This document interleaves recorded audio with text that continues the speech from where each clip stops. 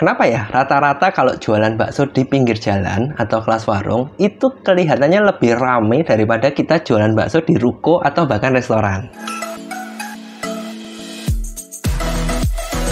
Saya dapat pertanyaan tersebut kemarin dan ini cukup menarik karena memang sih kenyataannya rata-rata jualan di pinggir jalan itu bisa lebih ramai daripada kita jualan bakso di ruko atau restoran. Tapi saya bilang rata-rata karena masih ada kok orang yang jualan di ruko, restoran, baksonya pun juga ramai, laris sekali.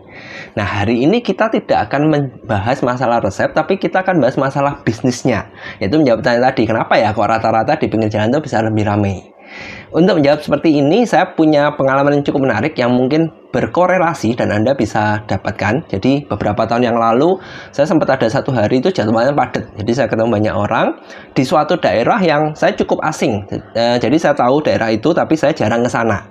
Singkat cerita, ketika ada jeda siang, sekitar kurang lebih jam 12, setengah satuan, itu saya ada jeda waktu sekitar 30 menitan untuk ke appointment selanjutnya. Nah, karena daerah situ cukup asing, saya nggak terlalu kenal. Ya sudahlah, lapar. Terus pokoknya makan. Pokoknya ada tempat yang nggak terlalu ramai, saya makan sana. Oke, jalan. Terus saya ketemu ada satu ruko, itu jualan nasi pecel. Ya sudahlah, karena kelihatannya parkirannya nggak terlalu ramai, di dalamnya juga nggak terlalu ramai, ya udah saya makan sana sekalian nih. Sudah cukup lama nggak makan pecel. Nah, ketika saya masuk, ekspektasi saya pertama adalah tidak mungkin harga pecel ini semurah seperti saya beli pecel di warung atau pinggir jalan. Itu yang pertama. Dan yang kedua, saya sih ekspektasinya rasanya biasanya nggak mungkin seenak yang ngemper lah, pasti beda. Nah, singkat cerita saya makan, ternyata ketika saya bayar, yang cukup mengejutkan adalah harganya itu sama dengan jualan pecel di pinggir jalan.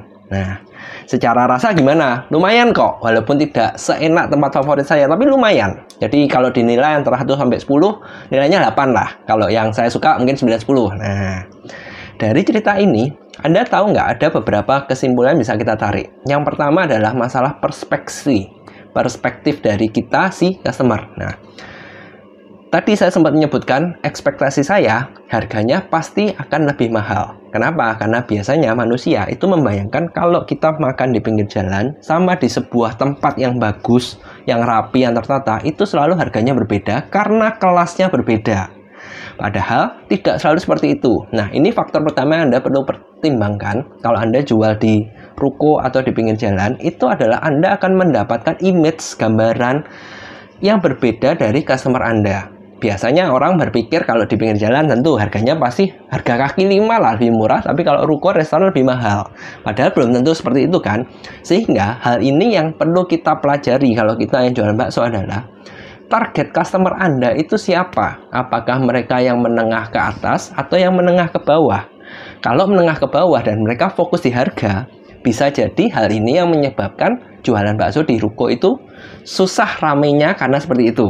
Ya kan? Tapi kalau Anda mengejar yang kualitas, Anda targetnya menengah ke atas yang mereka fokus di kebersihan, harus yang pelayanannya bagus, kualitasnya enak, mungkin nggak masalah. Jadi, image perspektif yang Anda tampilkan dari pemilihan lokasi itu juga sudah menentukan target market Anda seperti apa. Makanya saya sering bilang, nomor satu kalau Anda baru mulai jualan bakso, hal pertama yang harus Anda pastikan itu bukan resepnya, tapi Anda pilih dulu customer Anda ini siapa, target market Anda siapa, karena jangan sampai Anda mengalami kesalahan. Targetnya yang kelas menengah atas, tapi jualannya yang murah, nggak nyambung, jadi susah jualannya. Kalau hal pertama tadi adalah masalah perspektif, image yang ditampilkan.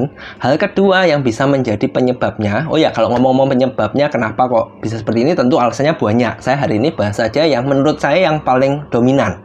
Oke, yang pertama perspektif, yang kedua itu adalah namanya socioproof, di mana socioproof ini salah satu teknik psikologi yang artinya itu adalah seseorang itu lebih suka bukti sosial. Korelasinya apa? Ini, coba bayangkan nih. Ada pedagang A jualan di pinggir jalan sama pedagang B di ruko. Nah, di waktu yang sama, pembelinya itu sama-sama 5-6 orang. Jadi di pedagang A pinggir jalan 5-6 orang, ruko juga 5-6 orang.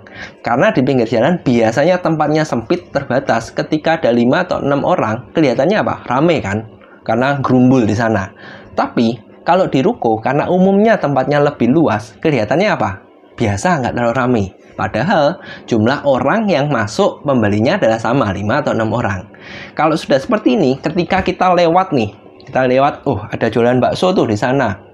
Kelihatannya yang di pinggir jalan yang 5-6 orang tadi karena tempatnya sepi sehingga seolah-olah itu rame.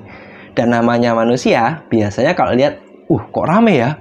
Kayak enak, ayo nyoba yuk. Biasanya seperti itu. Itu namanya socio-proof, bukti sosial. Karena kita tertarik berdasarkan testimoni orang, berdasarkan apa yang orang lain lakukan. Sementara ketika kita lewat di ruko tadi, itu jualan bakso, tapi kok sepi ya 5-6 orang, padahal itu bukan termasuk sepi, sama kan? Nah, hal ini itu bisa mempengaruhi juga dari faktor penjualan kita. Bukti sosial apa yang bisa kita tampilkan.